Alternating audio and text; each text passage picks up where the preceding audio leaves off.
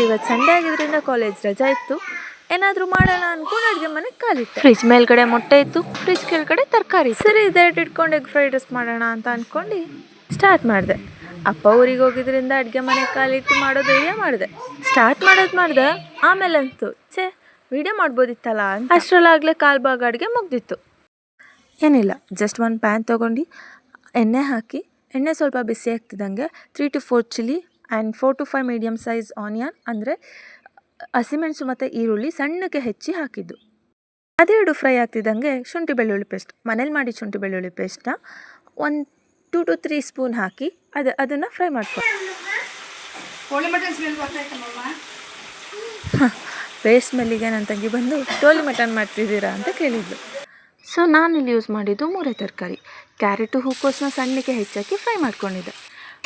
ಅದಾದಮೇಲೆ ಕ್ಯಾಪ್ಸಿಕಮ್ನ ಹಾಕಿ ಇನ್ನು ಡ್ರೈ ಮಾಡಿಕೊಂಡೆ. ಸೊ 3 ತರಕಾರಿ ಹಾಕಿ ಸ್ವಲ್ಪ ಬೇಯಲಿ ಅಂತ ಲೋ ಫ್ಲೇಮಲ್ಲಿ ಸ್ವಲ್ಪ ನೀರು ಹಾಕಿ ಬೇಯಿಸೋಕ್ಕೆ ಇಟ್ಟು ಸೈಡಲ್ಲಿ ಮಸಾಲೆ ರೆಡಿ ಮಾಡ್ಕೊಳ್ಳೋಣ ಅಂತ ಮೊದಲನೇದಾಗಿ ಗರಂ ಮಸಾಲೆ ಆ್ಯಂಡ್ ಚಾಟ್ ಮಸಾಲೆ, ಅದು ನಮ್ಮನೆ ಫ್ರಿಜ್ಜಲ್ಲಿ ಇತ್ತು ಅಂತ ಹಾಕಿದ್ದು, ಅವಶ್ಯಕತೆ ಏನಿಲ್ಲ. ಆ್ಯಂಡ್ ಇದು ಕೂಡ ಅಷ್ಟೇ, ಮನೇಲಿ ಫ್ರಿಜ್ಜಲ್ಲಿ ಅದು ಚಿಕನ್ ಮಸಾಲ ಇತ್ತು, ಸ್ವಲ್ಪ ಲೈಟಾಗಿ ಹಾಕೋಣ ಮಸಾಲೆ ಫ್ಲೇವರ್ ಕೊಡ್ಬೋದು ಅಂತ ಹಾಕಿದ್ದು. ಆ್ಯಂಡ್ ಅರಿಶಿನ ಪುಡಿ, ಅದೇ ಹೇಳಿದ್ನಲ್ಲ ನಾನು ಸ್ವಲ್ಪ ಟ್ರೈ ಮಾಡೋದು ಜಾಸ್ತಿ, ಅದಕ್ಕೆ ನಮ್ಮ ಅಪ್ಪ ಇದ್ದಾಗ ಅಡುಗೆ ಮಾಡೋಕ್ಕೆ ಹೋಗಲ್ಲ. ಚಿಲ್ಲಿ ಪೌಡರ್ ಅದು ನೋಡ್ಕೊಂಡು ಹಾಕಿದೆ, ಒಂದು 2-3 ಸತಿ ಹಾಕಿದೆ. ಖಾರ ಸ್ವಲ್ಪ ಕಮ್ಮಿ ಆಗಿತ್ತು, ಇನ್ನೊಂದು ಸ್ವಲ್ಪ ಬೇಕಾದ್ರೆ ಚಿಲ್ಲಿ ಪೌಡರ್ ಹಾಕ್ಕೋಬೋದು. ಆ್ಯಂಡ್ ಸ್ವಲ್ಪ ಧನಿಯಾ ಪೌಡರ್, ಚಿಲ್ಲಿ ಪೌಡರ್ ಎಷ್ಟು ಹಾಕಿರ್ತಾರೋ ಅದಕ್ಕಿಂತ ಒಂಚೂರು ಕಮ್ಮಿ ಧನಿಯಾ ಪೌಡರ್. ಮತ್ತೆ ಚಿಲ್ಲಿ ಪೌಡ್ರ್ ಬೇಕು ಅಂತ ಅನಿಸ್ತು, ಹಂಗೆ ಹಾಕ್ಕೊತದ್ದೆ, ನಂಗೆ ಅಳತೆ ಗೊತ್ತಾಗಲಿಲ್ಲ. ಸೊ ನಿಮಗೆ ಗೊತ್ತಾಗೋರಿಗೆ ಅಳತೆ ನೋಡಿ ಹಾಕ್ಕೊಳ್ಳಿ. ಆ್ಯಂಡ್ ಪೆಪ್ಪರ್ ಪೌಡರ್ ಅದು ಸ್ವಲ್ಪ ಹಾಕಿದೆ. ಆಮೇಲೆ ಸ್ವಲ್ಪ ರುಚಿಗೆ ತಕ್ಕಷ್ಟು ಉಪ್ಪು ಲೈಟಾಗಿ ಹಾಕ್ಕೊಂಡಿರ್ರಿ, ಬೇಕಾದರೆ ಮೇಲೆ ಹಾಕ್ಕೊಳ್ಳಿ. ನನಗೆ ಅಷ್ಟೊಂದು ಗೊತ್ತಾಗಲ್ಲ, ನಾನು ಟೇಸ್ಟ್ ನೋಡಿದ್ಮೇಲೆ ಉಪ್ಪು ಹಾಕೋದು.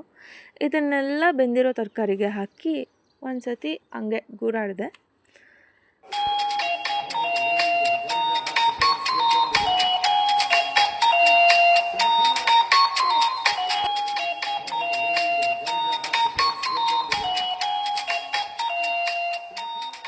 ಸೊ ಮಸಾಲೆ ಎಲ್ಲ ಇಟ್ಕೊಂಡ್ಮೇಲೆ ಒಂದು ಸ್ವಲ್ಪ ಸೋಯಾ ಸಾಸ್ ಹಾಕ್ದೆ. ಆ್ಯಕ್ಚುಲಿ ಅದನ್ನು ರೈಸ್ ಮೇಲೂ ಹಾಕೋಬೋದು ಲಾಸ್ಟಲ್ಲಿ, ನಾನು ಈಗ ಸ್ವಲ್ಪ ಹಾಕಿದೆ.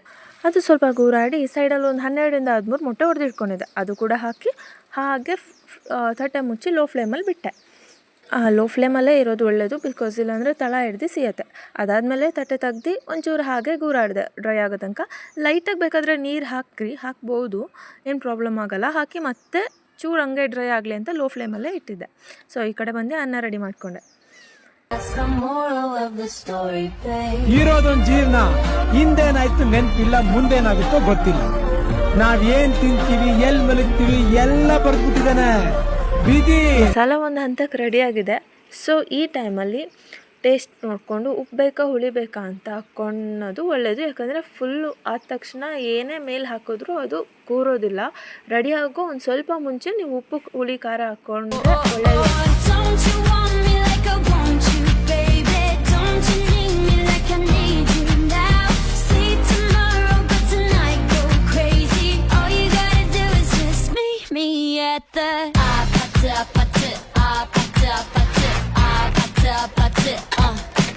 ಸೊ ಈಗ ಮಸಾಲೆ ರೆಡಿ ಆದಮೇಲೆ ಸೈಡಲ್ಲಿ ಇಟ್ಕೊಂಡಿರೋ ರೈಸ್ನ ಅದಕ್ಕೆ ಹಾಕ್ಕೊಂಡು ಕಲಸಿ, ಅದಾದಮೇಲೆ ನಾನಿಲ್ಲಿ ಮೇಲ್ಗಡೆ ಆಗಲೇ ಹೇಳಿದ್ನಲ್ಲ ರೈಸ್ ಮೇಲೆ ಸೋಯಾ ಸಾಸ್ ಹಾಕಬೇಕು ಅಂತ.